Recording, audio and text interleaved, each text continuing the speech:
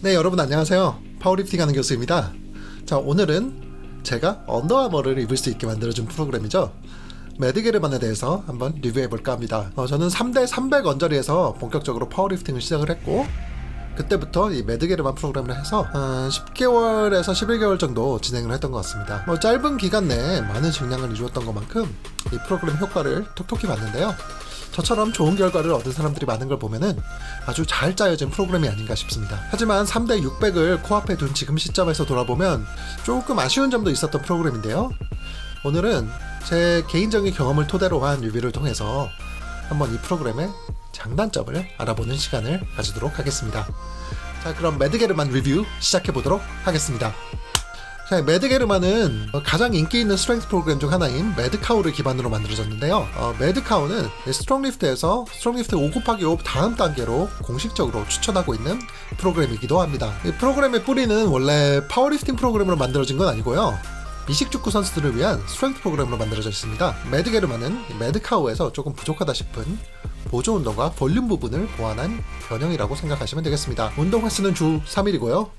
총 12주짜리 프로그램입니다. 5곱하기5 어센딩 셋 구성으로 되어 있고, 이 5개의 세트가 이제 웜업 수준의 중량부터 시작해서 5RM까지 차차 올라가는 구성을 가지고 있습니다. 매드게르만은 매드카우와는 다르게 이 메인 세트 뒤에 엠랩 세트들이 하나씩 붙어 있고요. 2일차 운동 순서도 좀 달라요. 데드리프트를 먼저 하게 되어 있는데, 매드카우와는 다르게 하루는 온전히 데드리프트에 집중할 수 있도록 이렇게 프로그램 순서를 변경을 해 놓으신 것 같습니다. 그리고 보조 운동으로는 풀업과 업라이트 로우가 추가가 되어 있습니다. 1주부터 3주까지는 컨디션을 끌어올리는 기간이고요. 4주차부터 본인의 ORM 중량을 메인 세트로 하게 되고, 5주차부터는 ORM 증량이 계속 이루어지는 구간입니다.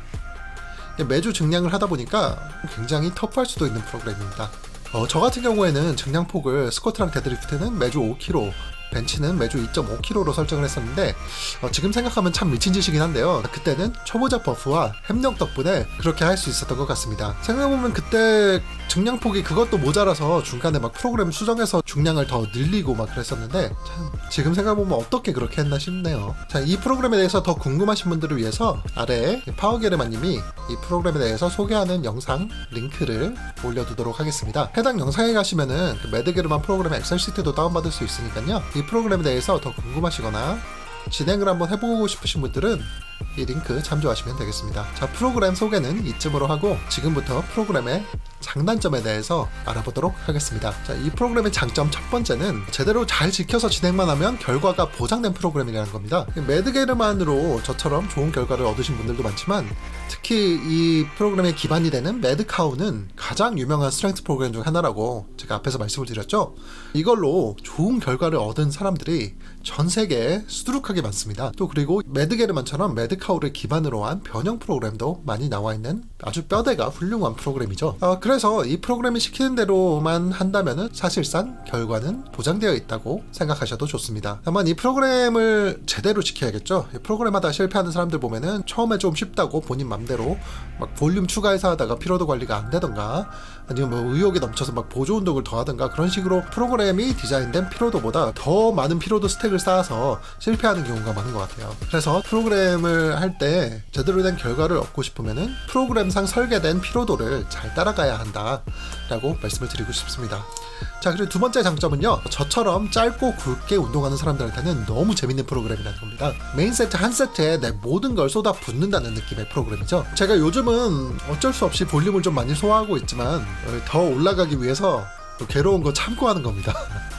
지금은 매주 선형 증량이 먹히는 단계가 아니라서 이런 매드게르만 같은 프로그램을 할 수는 없지만, 재미는 이 프로그램 할 때가 최고였던 것 같아요.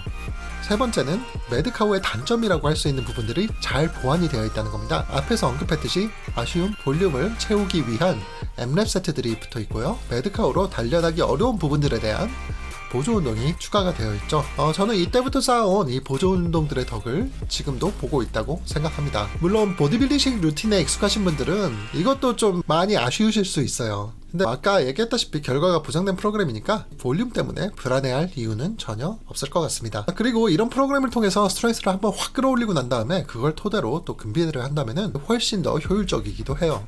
파워빌딩 프로그램에도 스트렝스를 끌어올리는 기간이 들어가 있고 또 괜히 내추럴 버디빌더들이 그렇게 스트렝스를 중요하게 여기는 게 아니니까요. 마지막 장점으로는 내가 매주 강해지고 있다는 것을 확실하게 알 수 있는 프로그램이라는 겁니다. 이것 때문에 진짜 너무 재미있는 프로그램이에요.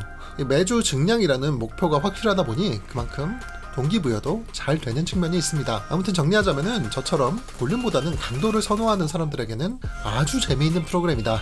결과가 보장되어 있고 구성이 탄탄하다 정도로 말할 수 있겠습니다. 다음은 단점에 대해서 좀 말씀드리겠습니다. 이 프로그램의 단점 첫 번째는 피로도입니다. 애초에 매드카우 프로그램 자체가 완주할 수 있는 프로그램으로 디자인된 게 아니에요.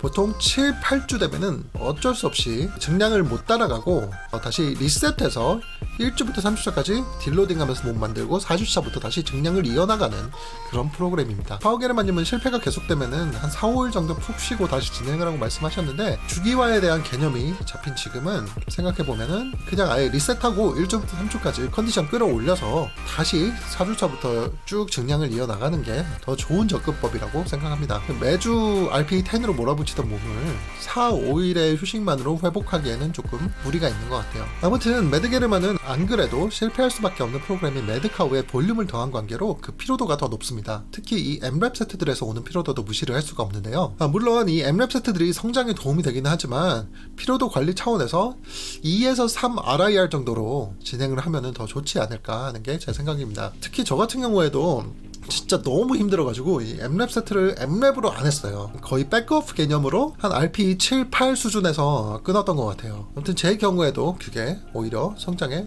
도움이 되었다고 생각합니다. 그리고 매드게르만 뿐만이 아니라 이 매드카우 프로그램 자체의 단점이라고 생각하는 게 이 오버헤드 프레스하고 바벨로 펜들레이 로우에서 오는 피로도가 3대 운동 증량에는 도움이 많이 된다고 생각하진 않습니다. 물론 이 프로그램들이 파워리프팅 프로그램이 아니고 스트렝스 프로그램이라는 점에서는 이게 장점이 될 수도 있지만 정말 내가 3대 중량만을 올리고 싶다 하는 사람들의 경우에는 이 오버헤드 프레스와 펜들레이 로우 같은 거는 보조의 개념으로 접근하면 더 효율적이지 않을까 싶습니다. 자, 두 번째 단점은 역시 파워리프팅 관점에서 본 단점이에요.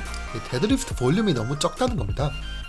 파워게르만님은 이 데드리프트 볼륨이 적어도 스쿼트 올라가면 같이 올라가니까 크게 상관이 없다라고 말씀을 하셨는데 제 생각은 조금 다른 게 이 프로그램을 진행하는 중급자 정도 수준에서는 테크닉의 발전 여지가 많거든요. 그래서 데드리프트 테크닉 발전을 시키기에는 일주일에 한 번 3, 4세트의 볼륨 정도로는 많이 부족한 것 같습니다. 저 같은 경우에 스쿼트보다 데드리프트가 조금 약한데요. 이 프로그램을 진행할 때 그 빈도마저 적다 보니까 테크닉 발전이 많이 더뎠던 것 같아요. 나중에 프로그램을 바꾼 후에 데드리프트 빈도도 늘어나고 여러가지 변형 동작도 많이 하면서 테크닉이 좀 빨리 발전을 했는데 이때부터 데드리프트 볼륨을 많이 했으면은 지금 더 잘하지 않았을까 하는 아쉬움이 남습니다. 아무튼 이 부분은 매드게르만 뿐만이 아니라 매드카우 계열 프로그램 모두가 좀 보완이 필요한 부분이라고 생각합니다. 마지막은 진짜 온전히 파워리프터의 입장에서 볼 때의 단점인데요.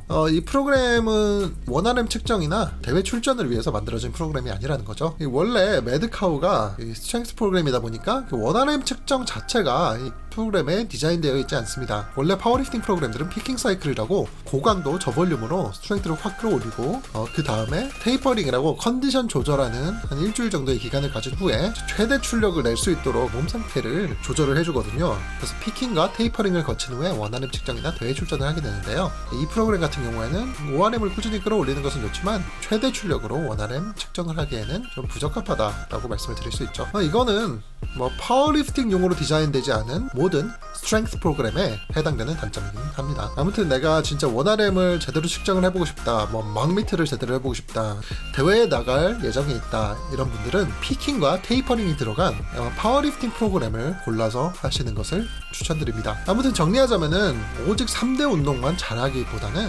보편적인 스트렝스를 끌어올리기 위한 목적이 있는 분들한테는 아주 좋은 프로그램이라고 생각합니다. 저는 이 프로그램을 당분간 대회 출전이나 막미트 계획이 없으신 중급자분들한테 강력하게 추천하겠습니다. 초급자분들한테는 스트롱리프트 5곱하기 5가 좀 더 나은 프로그램인 것 같아요. 자, 아무튼 이상으로 두성 없는 매드게르만 프로그램 리뷰를 마치도록 하겠습니다. 질문이 있으신 분들은 댓글로 남겨주시면은 제가 아는 한도 내에서 최대한 답변을 드리도록 하겠고요. 이 프로그램을 만들어주신 파워게르만님께 좋은 프로그램 만들어주셔서 감사하다는 말씀 전하고 싶습니다. 자, 오늘도 시청해주셔서 감사드리고 수강 신청 안 하신 분들은 구독 버튼 한 번씩 눌러주시고 출석 체크는 좋아요, 과제는 댓글 부탁드리겠습니다.